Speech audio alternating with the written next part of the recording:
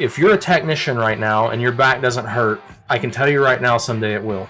Once your body wears out to the point that you cannot make that company money anymore, you will not have a job.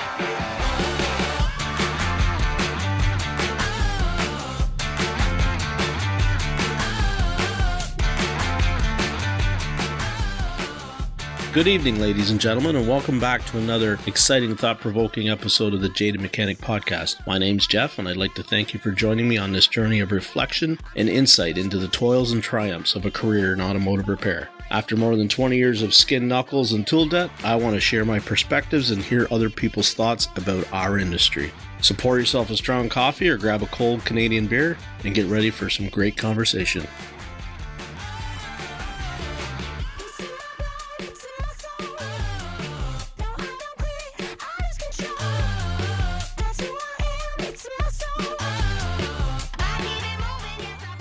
Welcome back, everyone. We're welcome to another episode of the Jaded Mechanic. With me tonight, a really good friend of mine. This has been a long time attempt at getting a successful recording done with my friend Jeff Barnes. So, Jeff, say hello. Hello, everyone. Yeah. How was your day? How was my day? This is my third day working for L1 Automotive. Yeah. So it couldn't get any better. Yeah. It's going good then. Yeah. Absolutely. Yeah. It looks like it would be a fantastic, I've only taken one course with Keith, and the dude's next level smart, right? But he also seems like a very approachable, professional, easygoing guy. It looks like he'd be, and I think he has a very good idea about what this industry is going to take, right? How to run it properly. And I think that's, like you were just alluding to, is important. Tell us about how the kind of, let's start from the beginning, not too far back, but let's start from how did you wind up in this industry and how did you wind up at such a great shop now, 3 days in? So I didn't take automotive in high school. My grandfather taught me a lot of stuff, and the automotive program was packed full out there. So me and a buddy of mine, we took small engines, and I was mowing yards and stuff at the time, so I kind of wanted to know how to service my own stuff. And I did that for about 6 years. And then, I decided that the service information was sparse at the time. It's not anymore, but it was. And, getting any kind of support or any kind of help and just finding technicians for that job was terrible. And, I actually got away from mechanicking altogether. I did about a year at an office. I thought I wanted to work at an office. I worked in the mailroom. And they had about a $400,000 postage machine that would stuff envelopes and fold the paper, and very complicated, lots of moving parts machine. And so, my biggest highlight of my day there was when the machine would break, I would try and get it fixed before the mechanics would come out to work on it and fix it. So you said that otherwise it was a pretty mundane job, right? Just sit there and count envelopes pretty much. Yeah. Yeah. So I could see how that would get thrilling when something would actually break, right? And your instincts kick in and you get to try and, like you said, try and troubleshoot it and fix it before the supposed experts of the machine show up. So yeah, I can't, it's hard for me to picture you in a mailroom. It really is. So, I mean, it's hard for me to picture any technician, honestly, working in a mailroom. So, yeah. Well, they knew about 6 months in that that's not where I belonged. So when the postage company wanted to hire me to work on those machines, and they actually did. They made me an offer, and it was a good offer at the time. It was about $4 more an hour than what I was making. But I just started dating my wife was my girlfriend at the time. I just started dating her, and this job would have been on the road all over Oklahoma, and I didn't want to be gone. And so I started dating her, and while I was working at this office, she had told me that her dad owned an auto shop. And so I met him and talked to him and everything, and he said, hey, I'm hiring for a lube tech. You should come in, put an application in, and do an interview with me. So I did, and they hired me, and that started my career in the automotive trade. And it's not what I am not where I thought I would be. Mhm. That's for sure. I can say that. You didn't stay long So- as a lube tech though, from what I remember you talking, right? You progressed pretty fast. Yeah. Within a year, they actually fired the other tech that was there and moved me up. Even though I was not prepared for that. I didn't really want that. I didn't have the tools at work, but they found out that I was doing a valve job on a 1.8 turbo Volkswagen on the side, and I was doing clutch jobs on the side and stuff like that. And so they just, moved me up. They didn't pay me enough. So, but Yeah. but yeah, so I kind of bounced between that shop. So when I got married, I didn't want to be working for my father-in-law when I got married, because I knew that the first year was going to be really tough. So I went back to the lawnmower shop, and I did that for a few years, and it had gotten better, but it still wasn't what the automotive field was. So pretty seasonal. So I was just going to say, the people I know that dabble in that up here, and now we get a little more snow here than I think you do. So, I mean, if you can set up a lawnmower, you can kind of probably set up a snowblower, right? So if you get enough work, you can transition. But I know a lot of those guys are busy, a couple months of the year, right? And then people, and you know how it is, Jeff, it's like that stuff is getting harder and harder even to be serviceable from a parts standpoint, right?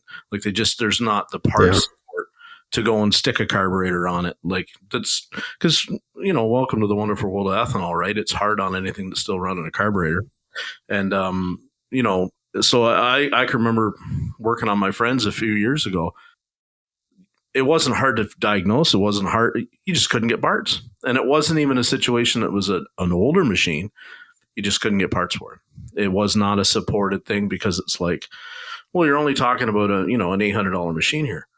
Well, just because it's only $800 doesn't mean that, people don't want to fix it and just want to throw it away every 3 years. Like some people want to put $100 carb on it to keep it going for another 4 years. Like there's nothing wrong with that. But I know those guys up here, it's really, really chaotic. And then you hit that, where everybody's stuff is, for the most part, is out being used. And until they break it, it doesn't tend to come back in, right? So, and a lot of those guys have spares, right? They keep spares. So, like lawnmowers or snowblowers, everybody, the big operations have spares, because they don't, they have to keep it moving, right? So, yeah. So what did you you went back to the lawnmower shop, and then you eventually wound back up, right, at your father-in-law's shop? Yeah. He needed a tech, and he made me a good offer. And when I went back, because before I was hourly, because being a lube tech and then transitioning to a tech, I was hourly. When I went back, I said, I want flat rate. Mm-hmm. And they were like, can you, are you going to make it on flat rate? And I was like, we'll just never know until we try, And so when I worked there hourly, they had tons of work. I mean, we were 12 to 15 cars a day. Whoa. So, it was busy. There were 2 techs and 2 lube techs, it was busy. When I went back on flat rate, my first 2 weeks, I hit over 40 hours a week. And so I was like, this is going to be good. I'm going to make it here. And then it just started, the pendulum started swinging back and forth. You'd be busy for a week and then dead for a week, and then busy for a week and dead for a week. And it's like, I can't do this, and it was so sad. It was like the only way I could get a 40-hour paycheck was to take a vacation. So, Yeah. I was like, I can't do this. They gave me some raises and stuff to keep me. I had a 25-hour week guarantee, but so I started looking, and the very first shop I called and went and interviewed was Shepherd Automotive. That's where I'd been at for the last 10 years, or almost 10 years. So can I ask you, what do you think where was the failure in that shop in terms of not being able to keep a steady workflow coming in? Like where did they go wrong? So at the time, my father-in-law had a lot of family issues going on that he was dealing with, and he could not focus on the shop. Mm-hmm. And when you so you get that train rolling, and you get that business rolling, you get a lot of customer base, you get a lot of advertising going, you get a lot of cars coming in, and you got people that can do the work. You can keep that train going. Yeah. But the moment that train stops, it takes a long time to get it rolling again, and it's very difficult. And there were a lot of factors working against that shop because of the location it's in and its size. You can only do so much, and so it is what it is. And I made the right move for my career anyway, and I did my time at Shepherd, and it was just time to move on. And it's tough, because I hurt my back so bad that I took a salary pay and started doing more diag and got really good at diag and being a shop foreman and stuff. Uh-huh. And it's tough in a smaller shop to be able to pay somebody what they're worth to do that. There's just not enough, of one type of work for them to do. And so I'm not saying that I was a burden on that shop at all. I did a lot for them. But financially, when you look at your financials, it's tough to pay somebody that kind of money and not be able to look at a dollar amount that's tied to it. Yeah. Yeah. So now that I'm gone, he can take the second half of the year and he can put a dollar amount to it, and he'll be able to see how much I was adding to that shop. Yeah. So yeah, and it's sad. We see that trend happen a lot, and it's sad because it's, we've seen the conversation come up in ASOG so many times, right? About how when you have a foreman role or you have a diag heavy, kind of shop foreman, how do you put that into a matrix? How do you put a number on that, right? A return. And it's so hard. There's so many different factors, but I always said at the end of it, it's not really that important, right? If because of having that skill set gets that job in the door, at some point we have to maybe look at it as like, okay, so I can't really quantify it, but I need it. I have to have it, right? Because it brings in so much other work. You've heard Brian and I talk about that all the time. It comes up, constantly. You cannot get the easier work that's going to be on their car if you can't fix the hard stuff too. Yeah, absolutely. People want a one-stop shop. So, if you've got an expensive guy there and you need him to get the tough diag done, yeah, it sucks. Maybe the return on that particular diag jobs, isn't what you wish it could be. Now that's going into a whole other thing of billing and, like we were talking last night in last night's recording, when we have to start actually putting value into what we're selling. But, if you can't solve the car's problem, you can't get the rest of the work on the car to do. So I'm interested to see, you and I'll keep in touch on how that's going to affect your former employer with you being gone. Well, the things that I set in place at that shop, and that's what I told him, right before I left, we had a conversation. He actually took me to lunch, kind of like a exit interview type thing. And I told him, I said, listen, these guys are not at my level. These 3 guys that we hired and trained up, they're not. It's going to take them a long time. I've been doing this a long time, but the foundations that we set in place, the got them interested in owning a scope, running a scope, doing reading, doing the diag, even if they get stuck, that's fine. But 75% of it they should be able to do. And so the things I set in place, like doing an inspection on every car, that was one thing that I made them do. Putting floor mats in the car, putting fender covers on every car. Even when I was up there yesterday, there were still fender covers on those cars. I haven't been there in almost 2 weeks. Yeah. That stuff will stay. Doing a final inspection, wiping your handprints off, that type of thing that we put in place. You know, I wrote like a 7-step standards of operation or whatever, you know, standards of excellence is what I call it. If they do those things, okay, everybody else misdiagnoses no matter what. Yep. Everybody. Yes. Everybody else is expensive or cheaper. Everybody else can do an alignment. Everybody else can do an oil change.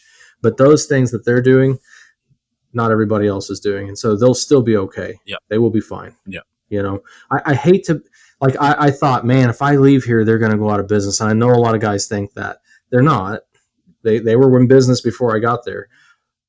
They may not make as much money. They may make some customers unhappy. Yeah. You know? Yeah. So it's like that comment I made last week in Changing Industry. It's like, I used to think that too. 10 years ago, I thought if I leave here, they're done. You know what I mean? And in the last 5 years, I've seen that it doesn't matter who leaves, where they leave.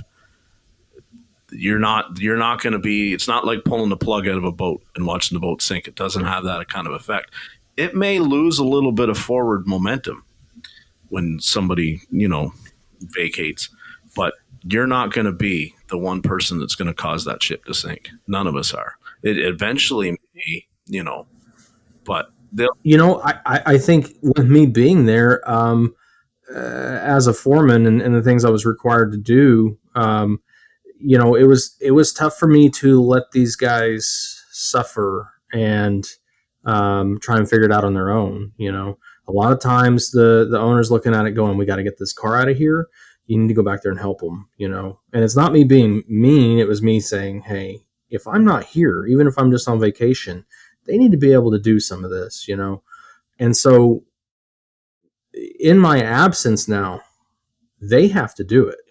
They don't have anybody. And that's where I was when I started there. I didn't really have anybody. And it molded me into what I am now, you know. And so I think it's going to do them well. And, you know, I was there yesterday and they had a car that the guy that replaced me had diagnosed and had tried to sell a transmission service and a wheel speed sensor or something on.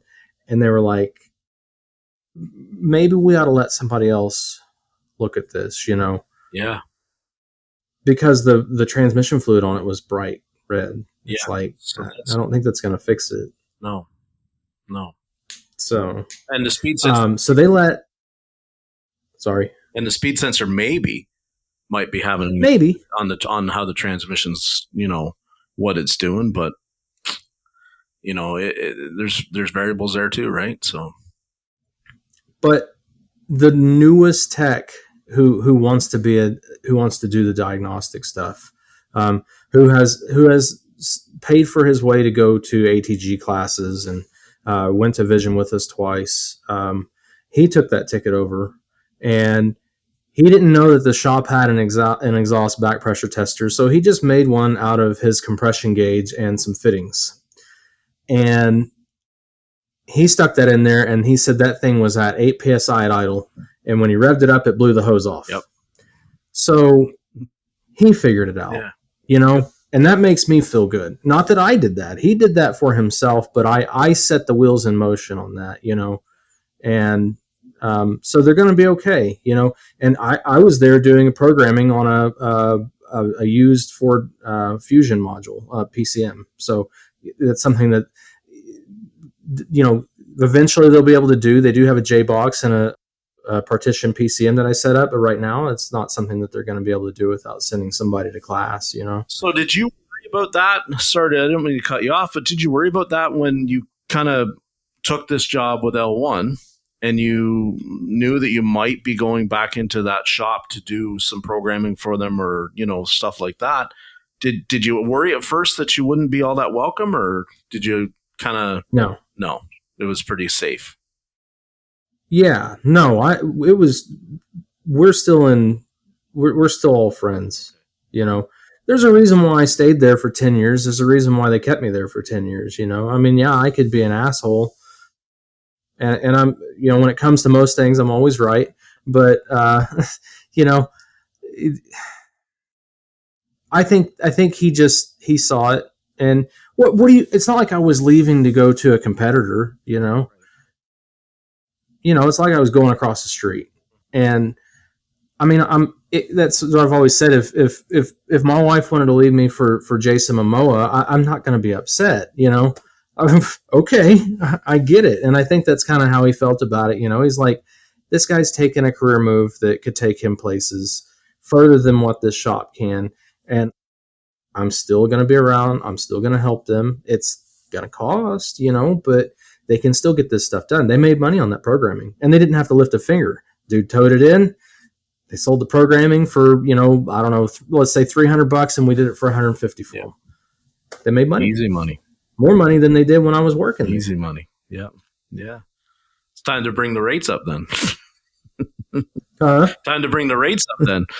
So, yeah. Well, I mean, that sounds really good. And I'm glad, because I think that some of us, when we do leave a job like that, right. And we've all heard the horror stories. I mean, you and I have talked about some of the horror stories.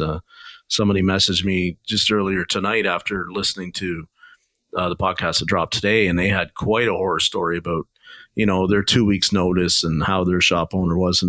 But I mean, every community, it's kind of, I don't want to say it's tight knit, but a lot of people know each other, right? In terms of, this tech works here and that owner is like this, and, blah, blah, blah, blah, blah.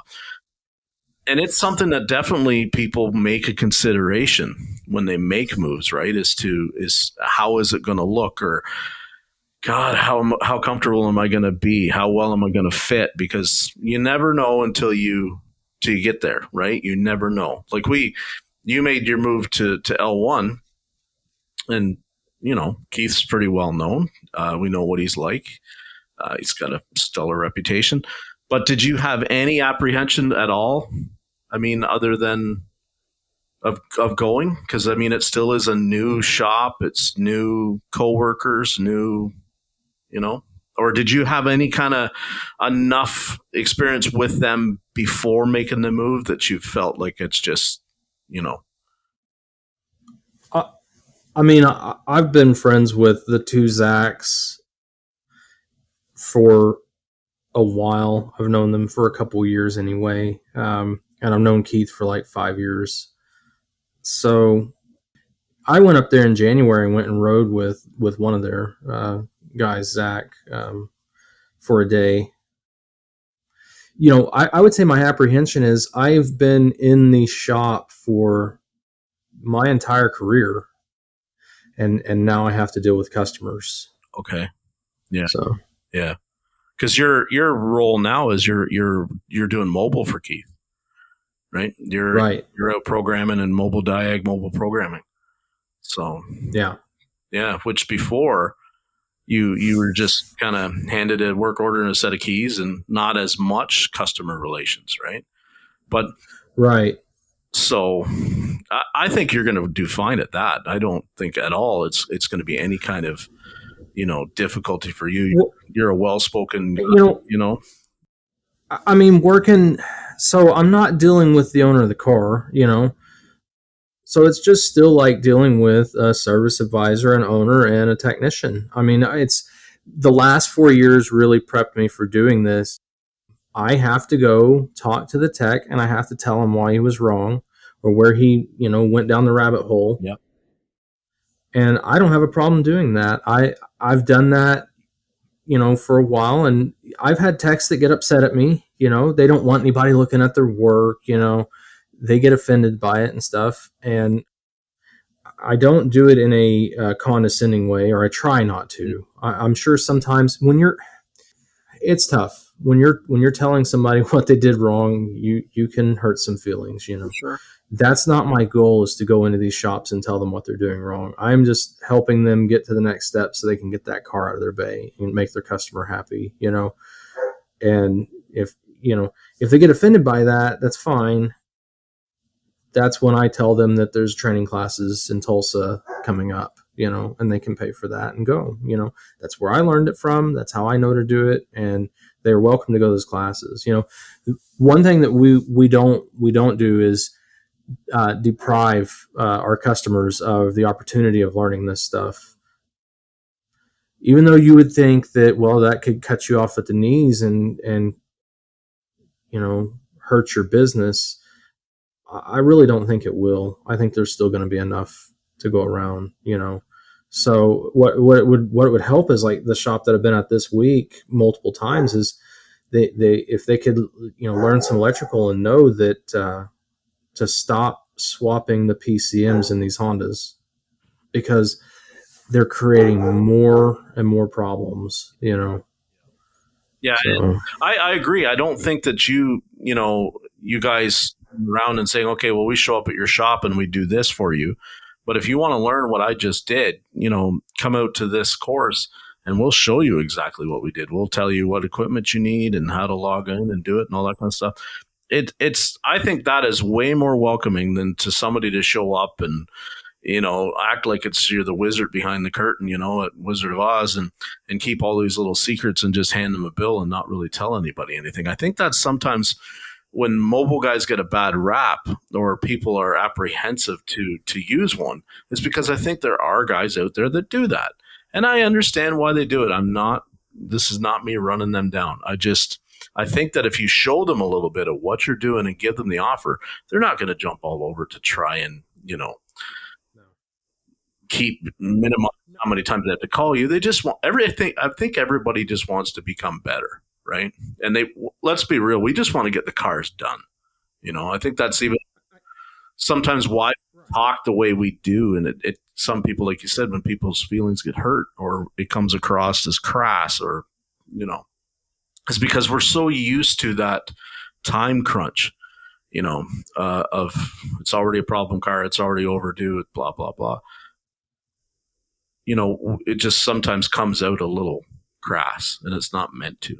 So, well, the way I see it is this: sometimes being shown how we do it roots them even further into knowing that they shouldn't be doing it. Right. Yeah. And so even though they may go to the class, it's a 50-50 shot if they're going to pick it up and take off and run with it and we never hear from them again, or it's going to make them go, holy crap, these guys are no joke and we have no business doing this. We're just going to keep doing what we can do and let them do this other stuff. And, nobody can do it all. And I spent the last 5 or 6 years trying to do it all. Yes. At the shop I was at. Costs a lot of money, costs me a lot of time learning it. And then I don't see enough of it to really get good at it. And so you got to draw a line somewhere. And, Walmart tries to do it all. Walmart can't do it all. And Walmart's a multi-billion-dollar company, and they cannot do it all. That's why their auto shop does tires and oil changes. Yep. They know, And so I just don't want to deprive anyone. If a tech comes up to me and I go, man, if I tell him to go to this class and he picks up a J box and he starts doing this, it's going to cost me money. So be it. Mm-hmm. Yeah. If it helps them service their customer, fine. They'll still call us for stuff, and we'll still have a customer, and we'll be okay. It's just like you keep asking people, and we've heard this question a lot on Changing the Industry. And from the flat rate master, are you training your replacement? Yeah. Yes. Absolutely. Because when I get to be 65 years old, I need a good technician because I'm not doing this anymore. Yeah. I'm just not, So, yes. Amen. I mean, I might not be here tomorrow. Yeah. And I think honestly, there's more and more tech coming every day.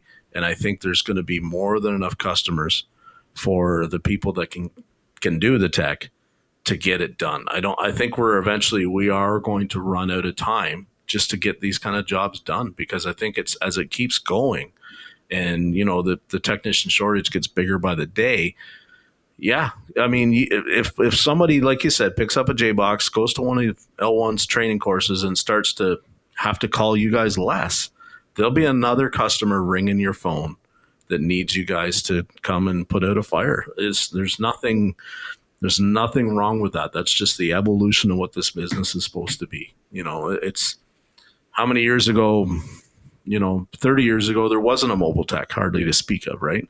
And now look at how it's blown up in the last 20 years, right? It's just gotten to be huge because that's what the technology demands. And that's how the business is kind of set up, that it's like, you don't want to turn that customer away that's a regular customer and say, I can't do that. You don't want to send them back to the dealer.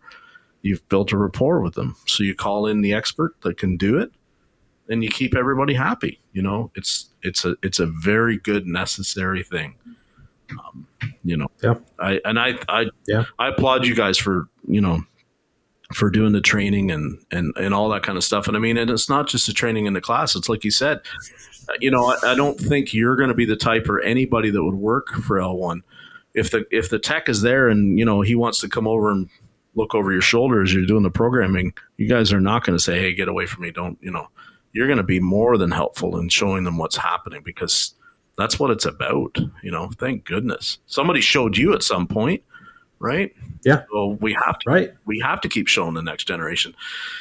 I think that the jaded idea of training your replacement, everybody knows my background and I've talked about it at a dealership.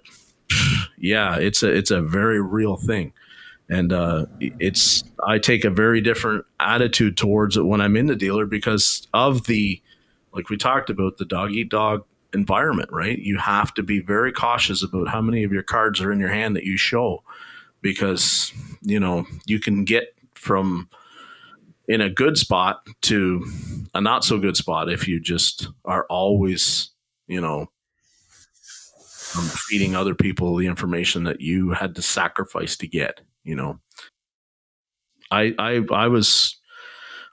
got burned by it, but in the end of it, it didn't really burn me to a huge amount. It just, a few hours here, a few hours there, which, I mean, maybe that's just natural. I don't know. The last shop I solicited today, because right now we're trying to get the business rolling and get our name out there to shops, and the best way to do that is in person. So they send me out with a flyer sheet and some business cards and ink pens and a mouse pad, stuff like that. And so far the reception has been really well. I've only had like one or two shops, and in fact, the nastiest hole in the wall shop that I went into, that I felt like I was going to get skin cancer standing next to it because of all the oil on the ground outside, which I'm surprised the city hasn't said anything about that. That guy looked me square in the eye and said, we don't need any of this. We can do all of this. And I'm like, I don't believe you, but okay. Here's my flyer anyway. Hang on to it, because he was trying to hand it back to me. I'm like, you should hang on to this. Mm-hmm. He was about the only one who's been really non-responsive. So the last shop I went to, there was a guy that when I worked for my father-in-law, I worked with years ago. He was working there, and I went and talked to him a little bit, and he said, hey, he goes, this place, they pay me hourly. It's pretty good. But, he said, my foreman, the lead tech here, cannot diagnose. And I'm like, that doesn't make any sense, And he said, so he's chasing a misfire on this Ford. And he's like, okay, can I, is it, just like a freaking 3-valve, like we've seen hundreds of them. And he said, let me show you, he goes, do you know how to find misfires? Which cylinder's misfiring in this truck? And the guy's like, no, whatever. And he showed him. He said, here's how you find it in mode 6. Here's how you find it on live data. You've got this cylinder contribution test. And he said, so that guy the next week gets another misfire and finishes his misfire diag in 5 minutes because of what my friend showed him. Yeah. And then that same truck, the AC wasn't working on, so they gave it to my friend and said, here's a half hour, figure out why the AC is not coming on. And so I'm in there today, and I'm like looking at it, and I go, hey, I said, let me give you the quick answer. Mm-hmm. If that truck's still got a misfire, Yeah. that AC is not coming on. Yep. And I said, don't tell him that one. Okay. Let him get his lunch ate for a little while next time he gets stuck on that. Okay. But I said, the reason why I know that is because I spent 2 days on one chasing why the AC wouldn't come on. And all it was is I just needed to fix the misfire first. And so, Yep. you know, so do you give that information away? Did I just give away something that I could have sold an hour on at this shop? Maybe. Well, But I can understand in your point, right, in your exact scenario. I would do the same thing, because that's a friend, that's a former coworker, right? I want to see him have every tool available to him to look good. You know what I mean? I'm sitting here as you're telling me this story, and I'm thinking, so wait a minute, like, your friend sounds like he should be the foreman if, he's able to, but I mean, that's neither here nor there. There's different dynamics obviously in play as to what makes a foreman, right? And it's not always just about, I've worked with lots of foremen that were not the most competent tech in the shop. You know what I mean? Sometimes it's about their people skills. It's about their, how they're, if they're a great coach. That we've said that before. Sometimes what makes the best, really, really good athletes don't always make fantastic coaches, right? I think in this situation, he's a buddy with the advisor. Well, yeah.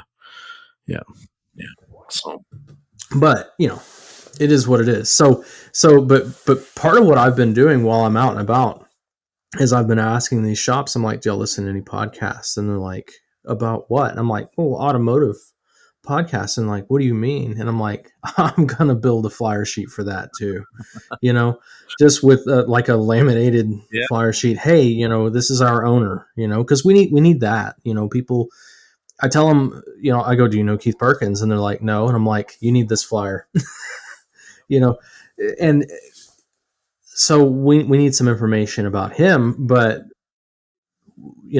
we need some information about this other stuff that's going on in the industry. And, I told you once before that I couldn't change the industry from working at one shop. I don't know anybody in Oklahoma City. None of these people know me except for, I think I've two guys that I used to work with. I went to their shops just cause that's an easy in, but I'm going to get, if you have stickers, I'm getting stickers from you. If the Changing the Industry podcast guys have stickers, I'm getting stickers from them. If Matt Fonslow has them, any of the other guys, the Automotive Diagnostic Podcast, all of these, I'm going to make flyers. We're going to get this rolling down here because this, I tell you right now, Oklahoma City is way behind. Yeah. I'm just lucky to have met Keith 5 years ago. Yeah. It's as crazy as you think it is there. Up here, it's much worse. Like I couldn't even count. There isn't 5 people in my local area that those names that you all just mentioned would know who they are. That I know on a person name basis anyway. You know what I mean? Like it's, and I'm not trying to say everybody should be at the Paul Danner level of being known.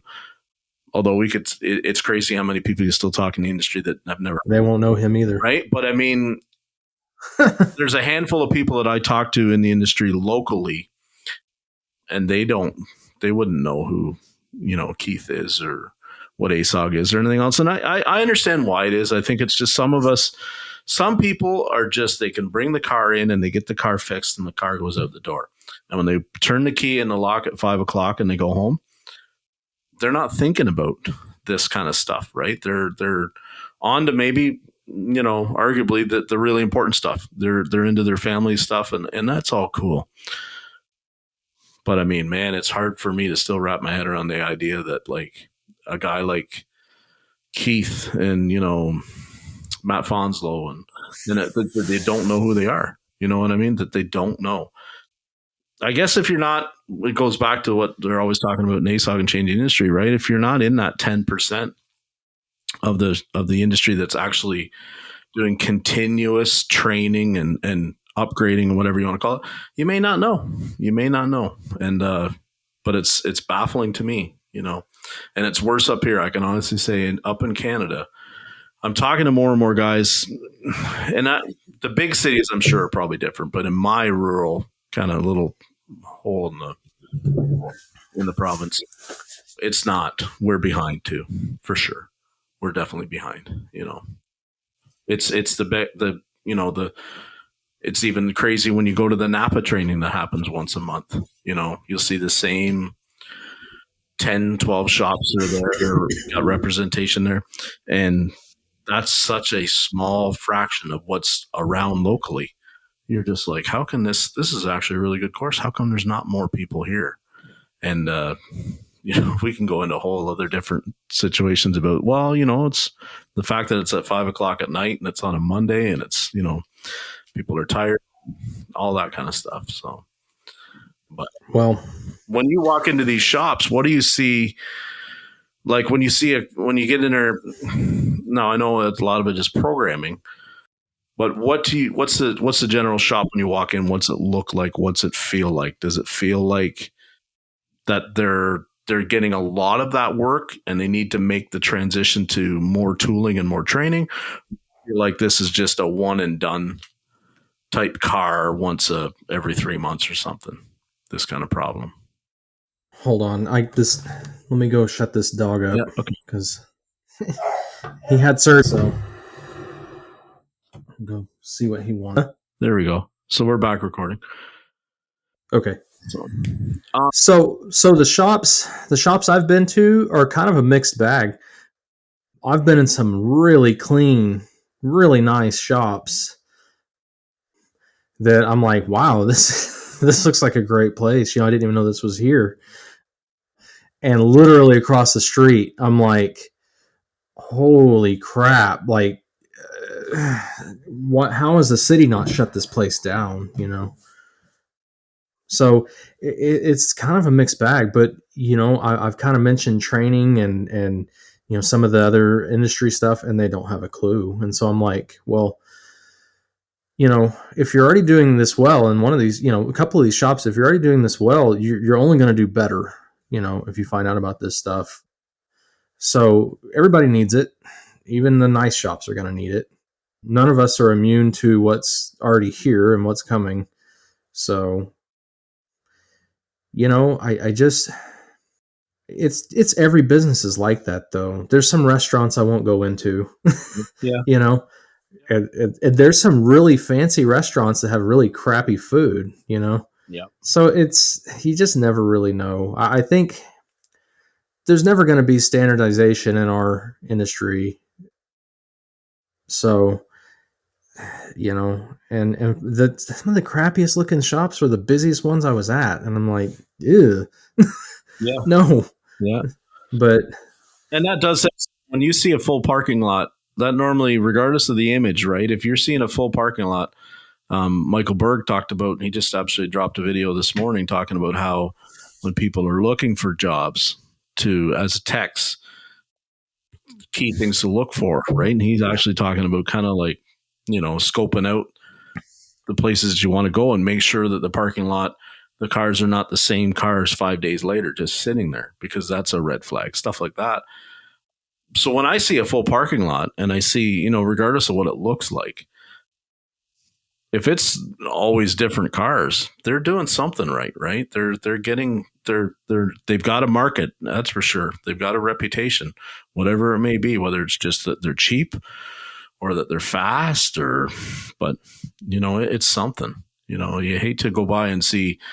That's what I always hate about the summertime is you can drive by a shop and up here the doors are all open. And I mean, there's lots of days you drive past 2 p.m, say middle of the week, there'd be, 4 open bay doors and there isn't a car on any hoist. Now you could say, okay, they're all out being driven. Okay, sure. But that's something that if I was going to be applying for, I probably wouldn't, run right in there first because they're probably not that busy. So.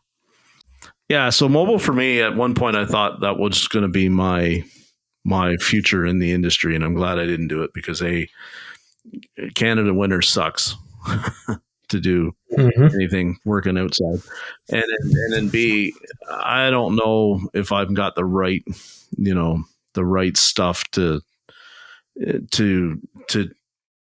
handle the kind of customers that I see some of these guys. You know what you like?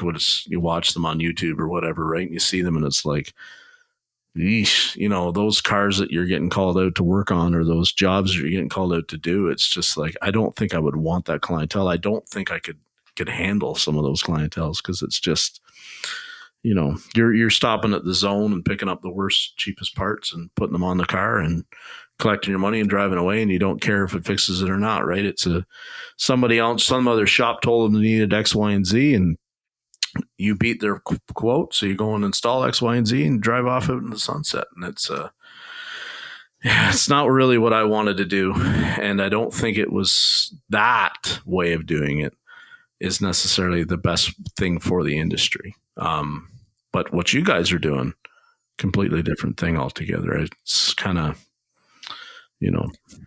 Well, like the first shop I went to, they were going through a list of cars that they had a tech that was working there. He had screwed up. The foreman told me this dude had a power probe and shouldn't ever be allowed to use one ever again. So I'm kind of going through some cars that have been there for a little while, and they've got a new crew right now. And I'm just helping them get through them. And, one of them is a little Honda Civic that had terrible misfires. They'd already done coils and plugs. And it just kept going in a limp mode. And, I'm driving this car and I can kind of hear it groaning under load. And, once it goes in limp mode, man, it just would really just lean out and just start running terrible. You can't get it to drive anymore. You have no throttle. So you get like this little window of time while driving it to get a little bit of data capture. And it's really tough to make a decision on that. And so I'm looking at it and it's rich upstream, it's lean downstream, and it's had misfires. So I'm like, the cat's probably clogged. And on this car, the oxygen sensor is super easy to remove. So I pull it out, I throw a gauge in it, I take off down the road, and wouldn't you know it, above 3,000 RPMs, I'm at 7 PSI. Mm-hmm. It's too high, for a four-cylinder. It just... way too high, yeah. So I have to tell them, hey, this car needs a catalytic converter. I can't go any further. Mm-hmm. And I know it's expensive. I know what situation you're in with the customer and everything, but I can't test any further. Your coils are working. Those are new. And I tested them. They're good. Sparkline looks great. But I'm kind of peeling back the layers of this onion that they've got here. And, and I should have known too, the other cars that I had looked at for them, they've been swapping PCMs on them, because you can, on a Honda, you can swap the PCM and write the VIN number and learn the key with a snap-on scan tool. They told me, they said, if we put a CAT on this car and it's still doing this, what's the next step? And I said, I'll come out, confirm that the CAT doesn't have a restriction anymore, but if it needs anything further than that, it's going to cost a little more. I sold another hour, and I scoped injectors on it. This thing was running pig rich, mm-hmm. off idle, but flooring it would not go into limp mode floored, idle, it won't go into limp mode, but part throttle, man, it just it stinks like rotten eggs, And so, he said, well, what would you do? And I said, well, I would confirm the injectors before I sold them. And I said, I'm going to give you data captures off of the lab scope, and I'm going to give you a known good so you can show your customer. Mm-hmm. And so I went on Google, I found a known good of a pintle hump on a amp ramp and on the voltage spike. And it had everything laid out there. It said, this is your amp ramp, this is the pintle hump opening, this is the pintle hump closing.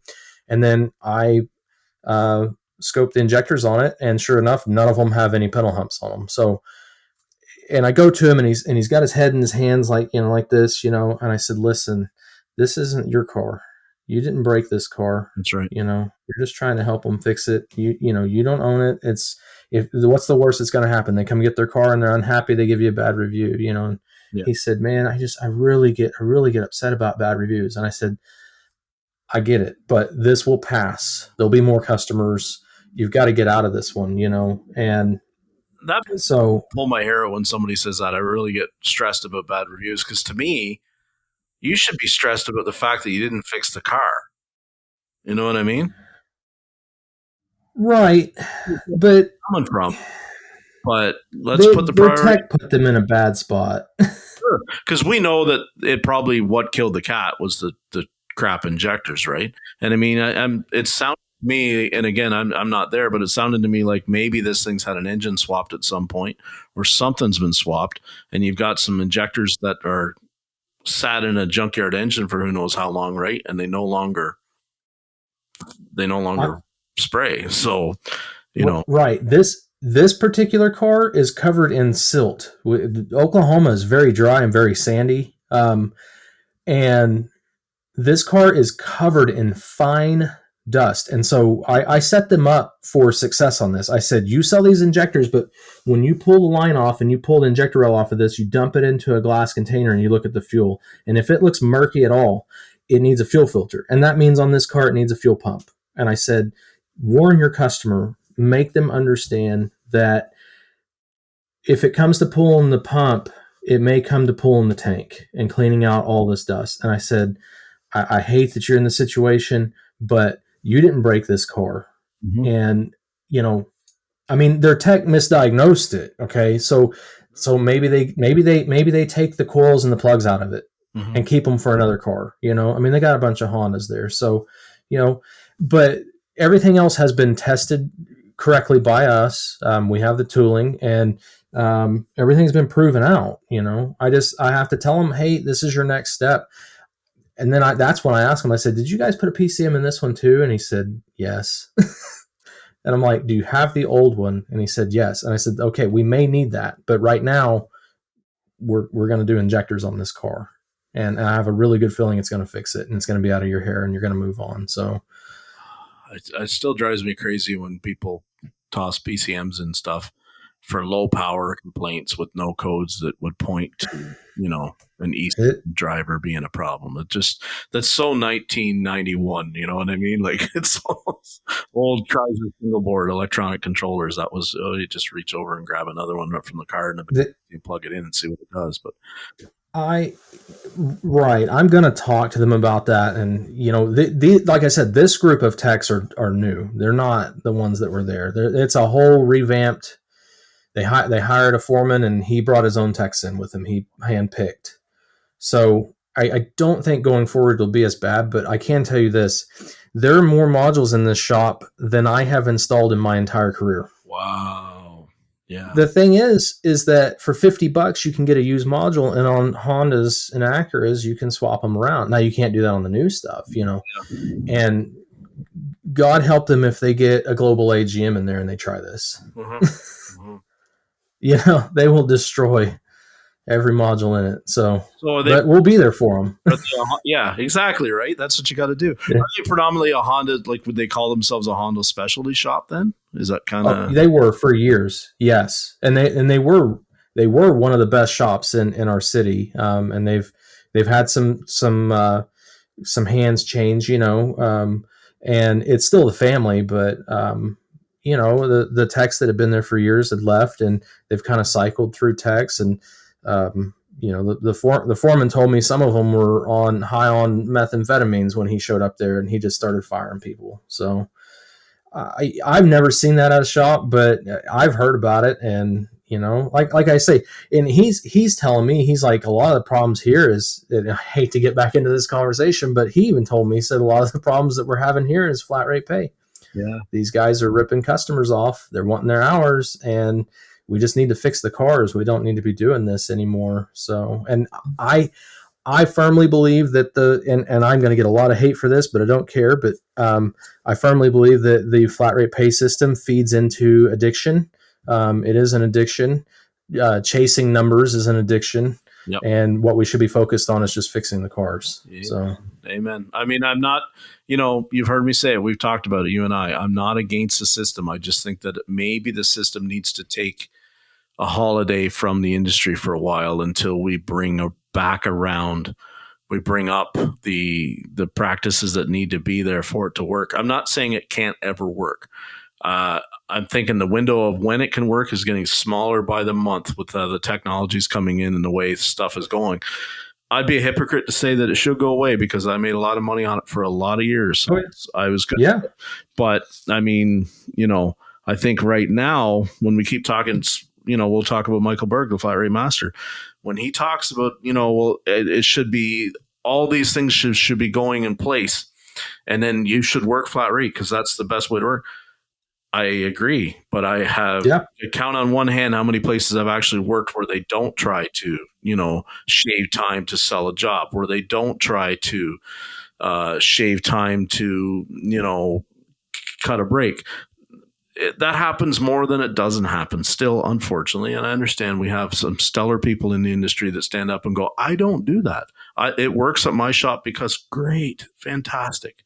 Now, if we could just get the other 85% to do what you do, we wouldn't have the argument that we're always having about flat rate. And, I think the hybrid plan is still the best plan. I really do. I think, it is. I think it's because if you can just focus on what the car needs, fix that, you still hustle. If you whack a bunch of hours out, you get a bonus. If you get, hit with a bunch of really tough diags or bolts break and stuff goes sideways, you inherit these nightmare cars like this Honda, then you still take home a paycheck that you can predict and budget and rely on. That's key. This is what, when the new people that I talk to getting in the industry, this is what they want. They want to know that I can make at least this amount in a 2-week span. And that's how I set up to make my car payment, make my rent payment, all this kind of stuff. The days on flat rate where it's like, okay, I'm going to, come in and these months are traditionally good months. So I know I can make this, but the rest of the months are really lean. And, my worst ones, I made that. We always think that we're going to make at least what we made. And then we get to those lean months and it's a year later, 2 years later, and we're not even making that anymore. And that was the trend that I started to see, is what used to be my leaner months became some of my better months. And it wasn't me slowing down. It wasn't me becoming dumb. It was just the workflow that's in the shop changes. The jobs that were really gravy, they go away, everybody loved the V6 Chevy V6 intakes, right? Don't do too many of them anymore because a lot of those cars up here, they're in the junkyard. Like they just so we don't see sometimes those really great jobs come in anymore. And that's the whole thing with flat rate for me, is that yes, there's always work to be done. And yes, if you're fast and you're hustling and you're efficient, yes, it can work. I'm not, but I just want to see the quality of repairs come up before we start to talk about trying to incentivize to get more repairs done. Well, and you got to think about it. Like, what if you're the person who owns the car and you can't get your car fixed anywhere because it's too difficult for somebody to spend their time on? And these guys at this shop, the reason why I'm there is because they're all going, I'm not touching that. Yeah. That car was your last guy's failure. And, that's why I'm there. They're like, we're moving on from that because we can't make any money on it, And so, how would you feel if you owned a car and you couldn't get it fixed because you were someone's, your car became someone's inability to eat that week? Yeah. Or their kid's ability to have ink pens for school that week because they couldn't take it on or they would lose their paycheck. And so now they either have to make the choice of, I'm just going to guess until I'm right, which ends up costing the customer more money and more time, without their car, or I'm going to, like me, I would just spend my own time. I would just stay late. I'd say, just move this car to the end of the day and I'd get my 1 hour for 3 hours worth of work, where I'd come home and light up a cigar and drink a beer and read forums for 3 hours while my wife sat in the living room and watched TV by herself, because I had to fix the car. This person needs their car and I need it out of my hair. And, that's got to stop. And it does. I just, I talked about this last time. You and I recorded a really good podcast and we didn't get it up, or I didn't get it uploaded all the way. So But I talked about this. Everybody brings up, the barista makes $15 an hour, barista this, barista that, and so the way the coffee, let's just take Starbucks, the way they work is they have a highly paid chef who went to school and knows how to mix the drinks to where they taste good so that people will buy them. But the money that he brings in technically is hard to put on paper. And the barista is the guy who is selling drink after drink after drink. And on paper, he's making Starbucks a bunch of money. Yeah. If you went into Starbucks to start a job and you had your heart set on becoming a chef and working for Starbucks, but you found out that the barista makes more money than the chef because he's the one who makes more drinks than the chef, you would never leave the position of being a barista. Mm-hmm. You wouldn't have any incentive to do it. And if Starbucks didn't have their chefs, they would quickly go out of business once someone else in the industry figured out how to make a better tasting drink. And so our industry right now is full of baristas, and we need more chefs. Yep. And that's where the change has to happen. And I think if you're a technician right now and your back doesn't hurt, I can tell you right now, someday it will. Mm-hmm. And if you do not learn to become more valuable in your job, but what I mean by that is you're going to have to train your replacement. You're going to have to learn how to diagnose. You're going to have to learn to be a service advisor or something like that. Once your body wears out to the point that you cannot make that company money anymore, you will not have a job. They will let you go. And that is a sad state of our industry, but it's also up to the technician to make sure his value can transition later on in life. Mm-hmm. And so the earlier you start on that, the better shot you have at it. And, if your shop's not willing to help you out with that, roll the wheels, get moving. And that was the message I was always trying to get across for so many years, was because it's like, so there's a mechanic I know. I'm 48. He's 61. He's still working at the dealer. He's predominantly now, like he was a go-to front end guy forever. So like he's had both wrists done for carpal tunnel. He's got elbows issues. He's got knee issues. He's got shoulder issues. Kind of the same kind of stuff I got. And he is still working. And it's like, and this is not me disrespecting him at all, but I don't want to be that tech that it's like at 61, I'm still over on the front end rack trying to bang out alignments and knock some ball joints out with an air hammer or pound them out with a sledge. I'm only 48. And if I use my air hammer, the next day I can barely squeeze my right hand. Like my elbow is shot. And I'm 48. So I always was trying to get to these young kids that's like, or young or old, start to work on the stuff that you can use your brain. That's use your brain's not the right word, because all of this stuff that we do day in a day, it requires brains. I shouldn't say it like that, but work on your diag skill, work on your troubleshooting skills so that you can swing the hammer less and hook up the scan tool more. It'll be much easier on your body. And if we could just get the industry to stop thinking an hour is an hour, whether it's I pounded in a ball joint or an hour, or I did a diag and it's worth the same amount. If we get the industry to stop thinking that, then we would really incentivize the generation to actually pick up more and more of the scan tool and go the route that you went. Because, it's the only thing I see right now that's going to get some people to be able to have a long career in this industry, is because like your body will break down. Mine's breaking down as we speak, Mm-hmm. So it's like you have to be developing. I said it today, I forget to who. I always hoped that I would see more start to develop the thought muscle as the other muscles are starting to just age out, because I think that keeps you relevant. It keeps you viable. It keeps you, worth something to the company. If you're not doing that, then it doesn't matter how fast you used to do ball joints. The young guy over there is still going to be able to do them faster than you. And it's got nothing to do with experience at that point. It's just, physically, you're outmatched, you're outgunned. So how do you keep yourself viable? Well, learn to do what he can't do yet. And then, market it for everything you can. Make sure that it's rewarded.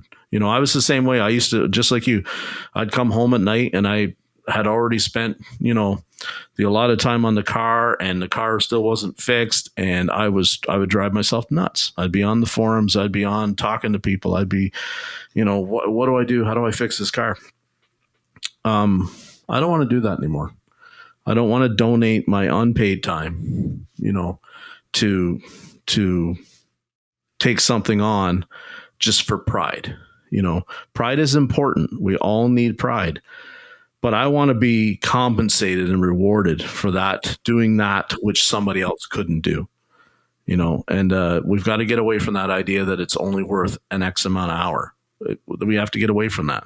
If you're the only one in the shop that could do it, then you got to get paid for that, because you're the only important one to the customer at that point. You're the only important one, and that's worth something. And, shop owners, if you're listening, it might seem like a bad, callous attitude. It's not, but it's a very real thing. If you've got people there that are starting to say, no, I'm not taking that job, or no, I'm not going to take that nightmare car that guy abandoned and left because you want to pay me flat rate on it. They're not crazy for saying that. They have every right, because they're just protecting themselves, right? Think about that, Jeff. Yeah. Like those guys, they went in and cleaned house at that shop, and they got a bunch of Project Nightmare cars sitting there, and they got a bunch of new people, and they're in there and they're on flat rate. I'm not going to go over and look at that car that's been sitting there a month for flat rate. You hand me the keys when it's fixed, it'll get done, and it'll be great. But I can't, I've got to go and check everything over again. I've got to start from square one. All the time that you paid him doesn't have anything to do with me, right? We have to get to the bottom of the car. I'm not saying that shop can't work flat rate, but right now, if you've got a bunch of cars like that, you might as well put everybody on a guarantee or some kind of hourly wage, get those cars fixed, bring the culture up in the shop, and then you can talk to them about, hey, do you want to go on flat rate, really hustle and make some money? I think right now they need to bring their abilities up before they start flat rating again. That's just my take on that. Sorry, I've got a little rant. Yeah. I mean, the younger generation, I think for you and I, it worked out fine. And I don't know, I always was into cars. I like cars. It's pretty much all I ever talk about. You can talk politics all you want, but you're just going to piss people off. So, and I've noticed, like, trying to train the younger generation, they're, and I say younger, but I'm 37. I feel like an old soul. People treat me, I am. And when I grew up, learning to work on cars, I held the flashlight for my grandfather.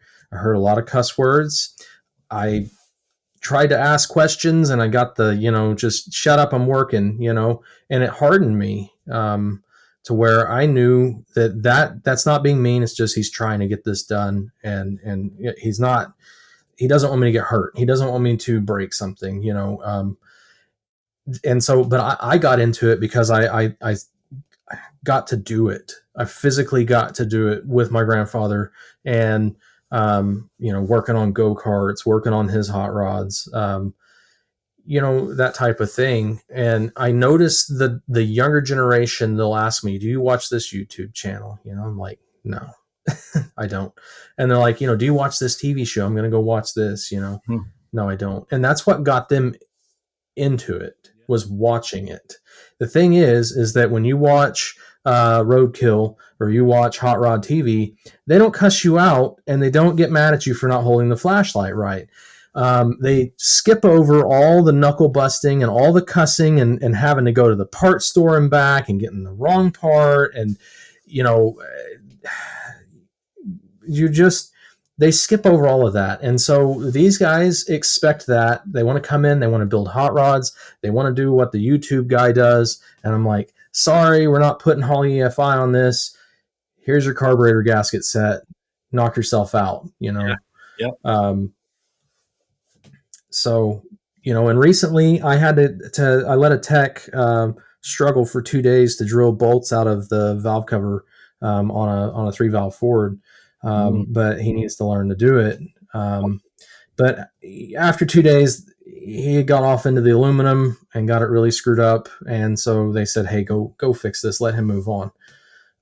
Okay. So it was just 2 bolts that I had to do, and I had to, take them up to the next size and helical it. It's either that or pull the head. So I can do that. That's fine. He got 2 of them himself. That's good enough. He learned. He can do the next ones. So I go over there and start drilling them out, and I'm laid up on a topside creeper, and it's hot. My safety glasses are fogging over, and I feel like someone's watching me. You feel the hair on the back of your neck stand up, and I turn and look, and he's sitting there with a flashlight, and he's watching me. And I said, so you got brakes to do on this car over here? Can you go work on that car? Yeah. And he's like, yeah. He goes, I just wanted to watch. And I'm like, no. And it clicked in my brain. I went, he watches YouTube. Yeah. He wants to, don't stand here and watch, because it's going to be 4 hours of hell on my life right now to fix this screw up. And I might be angry at you about it, and I might get pissy, and you don't need to hear all this. So go do your brakes, and I'll tell you what I did when I get done. But this isn't YouTube. So I feel like that's why a lot of the younger techs, they don't have a thick skin because of that. They're hard to train because they want to watch, and if I turned to them and said, you little jackass, why didn't you do this? And I'm not being mean. It's just, this is the frustration of having to fix this. Now I'm my grandpa, and he's me as a 7-year-old holding the flashlight, except he's 28 years old, and he's had years of YouTube. Yeah. And years of PC, no cuss words, no abrasive, no trigger words, watching versus like you and I. Yeah. I went out and held the light for my dad more than once. I would come out at 9 o'clock at night, and he'd be covered in sanding dust from putting another car together. Right. And he was a body man, and he worked at home as well as he worked the day job. And I didn't understand the little stuff now that I would watch him do. And once in a while, I'll have to weld a patch a panel on a car that somebody wants a safety or something like that. And when I have to do that, I'm mad at myself, because it's one thing to I can go on YouTube and watch somebody, Bad Chad or somebody like that, weld a panel in. That's not hard. But to think that I had somebody right in my own garage that was doing that 5 nights a week for 20 some years, and I didn't pay enough attention to the details on what made him so good at it. Right. I know what makes it, what makes a good job, but I didn't pay enough attention then to what made him exceptional at it, or what made him, why he did it one way versus how somebody does it a different way. Right. I didn't pay enough attention to that. It was lost on me. I was too young. So, for anyone listening that's in that kind of situation, pay attention to what they're doing and why. Not necessarily at work, because, we're on a clock and we got to get stuff done. But, appreciate that they are watching and that they are showing some interest. And if you've got somebody that, is mentoring you right now, appreciate that. Pay attention. If you've got that mentorship available to you, appreciate it. And yeah, I mean, if someone's willing to mentor you and they're older, they're probably going to be cranky. You're probably going to feel like they're talking above your head and making you feel stupid. It's tough when you're a leader like that. And I kind of look at it like the military, they've softened up down here a lot, with our latest administration and everything, but they're not being mean to you because they hate you. They're not being rude. They're not being they make you feel like they're just tearing you apart. They care about you. Yeah. They want you to come home, and they can't be nice. They can't be like, hey, next time don't throw the grenade so close into the rice paddy, No, they're going, listen to me, jackass. Yep. Don't do that. You're going to get somebody hurt. And if we do that, and how I got in trouble at my job is if I act like that, it's like, oh, he's being mean, Mm-hmm. No, absolutely not. Yeah. But there's got to be a way that we can train up the younger guys. I don't know what the balance is with that.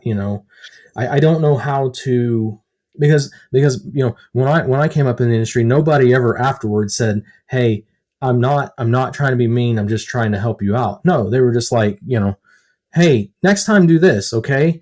And listen to me, because I may have taught you everything that you know, but I have not taught you everything that I know. And I've had people say that to me multiple times, and it's true. It's tough. I get it. I mean, I've had my feelings hurt and stuff before, but hey, I'm not as good as the person who's hurting my feelings. So just kind of have to suck it up and deal with it, Exactly. And the best thing I could do is just do better at it than the person who trained me. That's all I can do. I cannot be perfect. And so long as I do better at it, and then when these guys grow up and get to be my age and they're mentoring somebody, they do better at it, and we'll get there, Brother, that's all we can do. And that's the same thing. I have a young person that just started with me last week. This is the second weekend.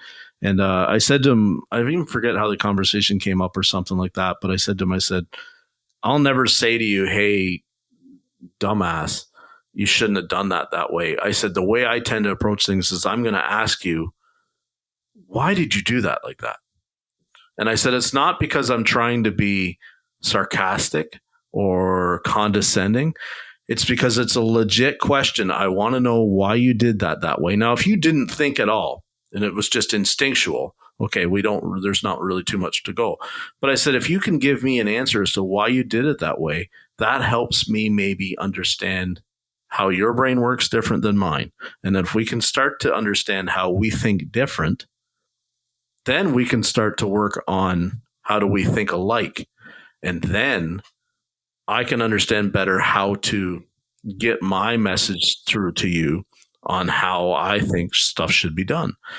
And he looked at me for a minute, and you could tell that nobody had ever talked to him that way, in the sense that, wow. He's like, that's really smart. I'm like, no, it's not really smart. It's just a situation of, I learned, if somebody had asked me that question that way, I would have been a lot more constructive than just somebody going, hey, jackass,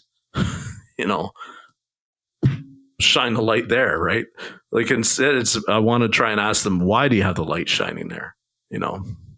That's as an example. Yeah. So I think that's important, is it's, perspective and communication, what Lucas is always talking about, just communicate better and think about what their perspective is and what yours is, and try to find some common ground. So, we have to.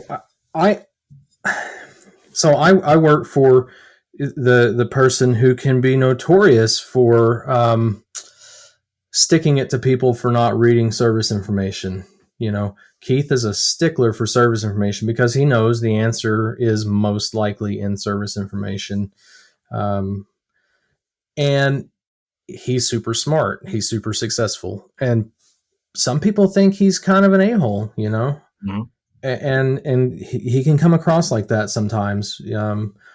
But he's never wrong. His intentions are never, in malice. He's never malicious in what he's saying. He is just being stern, and he's being firm in his belief that he is right and this is what you should do.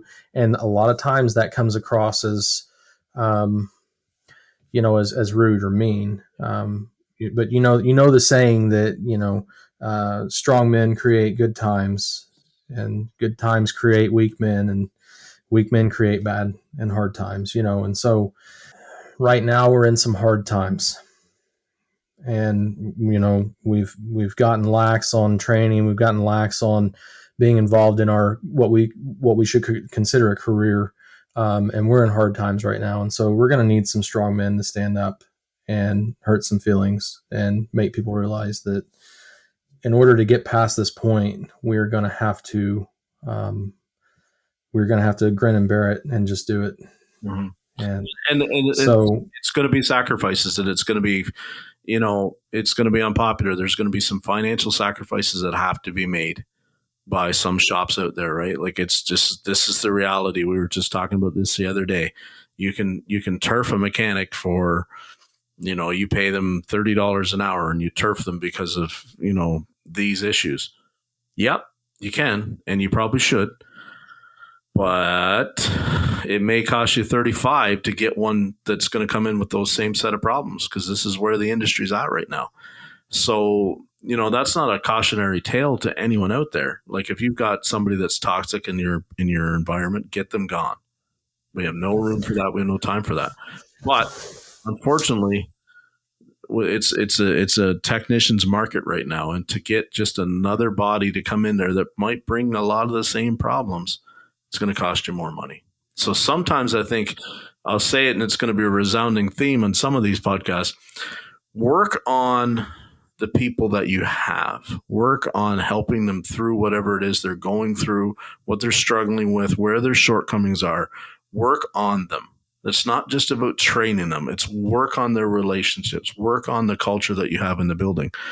If you do that, even if you part ways, the things that you learn on how to work through with those people will pay off very well with the people that stay with you and the next people that come in, because it will make you a better person and a better employer, right? And then in turn, when you're a better employer, you attract better employees. And this is what we all need, and this is what we all want. So I say that, work on the people that you have. It's not just about working on others.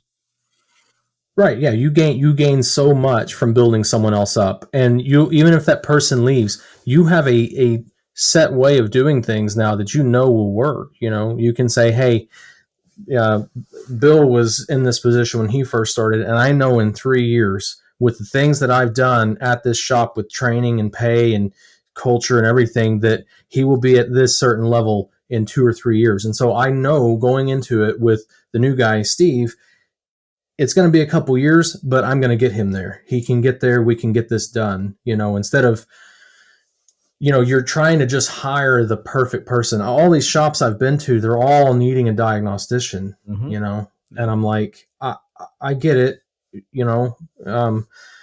They really don't want any more parts changers. They want someone who can diag, and I'm going, right. But, you're probably going to have to build that person up, and sending them to training. I mean, look what happened with me. I met my current boss at training. Yes. Okay. But for the 5 years that I stayed after I met Keith, I became a great technician, a great diagnostician. He helped me out so much. He helped out our shop. There's a lot of money that was made off of knowing him, knowing his contacts, having him on speed dial, using his training website so that I could do programming. It's never just going to be perfect, and you never know. Like I left this shop, but I've told my former boss, I've said, hey, if I find somebody working at a shop and I can tell that they're good and they deserve better, I'm sending them your way, and he said, won't you get in trouble for doing that, for recruiting out of your job? And I said, no, Keith won't do that. He's for the good shops. We don't care too much for shops that shouldn't be in business. So we're trying to link up the good techs with the good shops. And so, already today, I was doing that today. I was telling a tech that my friend that I went and saw, he was saying, man, some things are not so great here, and I said, listen, there's a shop 3 miles from here that's hiring, and they're nice people. It's a good shop. It's a clean shop. This is their number. This is where to go. I won't get in trouble for that. I don't think so at all. And, that's just a natural progression that needs to happen, and the bad shops need to go away. So, yeah, we all need to do better. is what it boils down to. We all need to do better. And, we talked about that in one of the other podcasts about, is that poaching? And I say you can call it poaching, but really what it is it's just a natural progression as skills develop in a tech. Sometimes they become a better fit somewhere else. Helping that, it was with Justin Porter and I talked about this.